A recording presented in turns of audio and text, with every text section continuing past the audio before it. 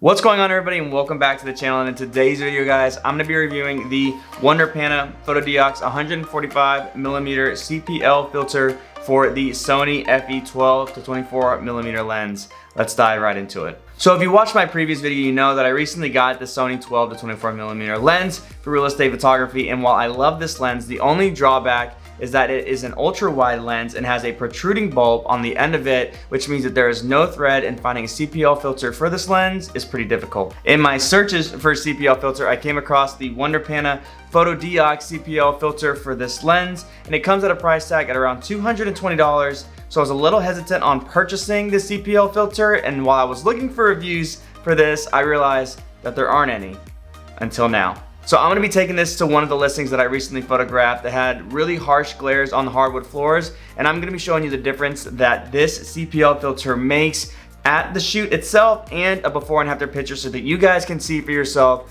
if this CPL filter holds its weight and it's worth the purchase. So let's head over to the listing and check this filter out. But before we head over to the listing, guys, all I ask is that you like and subscribe to the channel. It allows me to make reviews of niche equipment like this that's not typically reviewed, and help you guys make more informed decisions on your purchases and whether or not these products would be useful to you, and also make videos surrounding this type of content.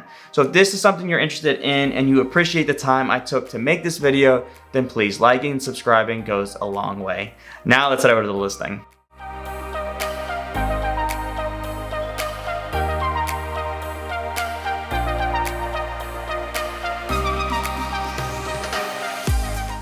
Really quickly, I'm gonna show you guys how to assemble it. It only takes a few seconds. You're gonna slide the metal ring to the back of the lens before you assemble it to the camera body. Once you put the back ring on with the front lens cover off, you're then going to put the front piece of the assembly onto the front of your lens, making sure that it fits snug, and you're gonna know by looking at it whether or not it's on securely. Then you're gonna slide the pink ring over the front piece of the assembly, and you're going to screw it on, making sure that it's also tight. Lastly, all you're gonna do is screw on the CPL filter, and then you're pretty much good to go. Now this is what it looks like in real time on my camera, and you're gonna notice when I turn the CPL filter, you're gonna see the harsh glare drastically decrease. Now this is the before image without using the CPL filter, and this is the after image with the CPL filter applied.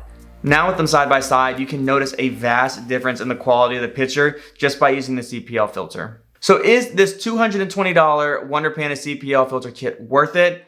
I would say yes. Mostly because there's not a lot of CPL filter kits for this lens, and the only tiny drawback I would say that I have about this filter is that it's large, so you just have to make sure that it doesn't collect dust and it doesn't get dirty, and that you don't smudge the CPL filter. That's nothing on WonderPana, that's just purely because this lens is super niche and it's hard to even design a CPL filter for this lens. So I really do love using this CPL filter for my Sony 12 to 24mm lens, and I'm gonna continue to use it. And if you guys wanna purchase the CPL filter kit, I did leave a link in the description below of the one that I purchased. Once you own the assembly, if anything ever happens to your CPL filter, you can just purchase a CPL filter by itself, and it is a little cheaper. I've used mine now though for about 40 shoots, and nothing's happened to the kit or the CPL filter itself. If you guys want me to do any more product reviews or have any questions about this CPL filter kit or anything else I do in real estate photography, please let me know down in the comment section down below with any questions that you might have or any suggestions for future videos that you might want. With that being said, guys, thank you so much for watching, and I will see you guys in the next video.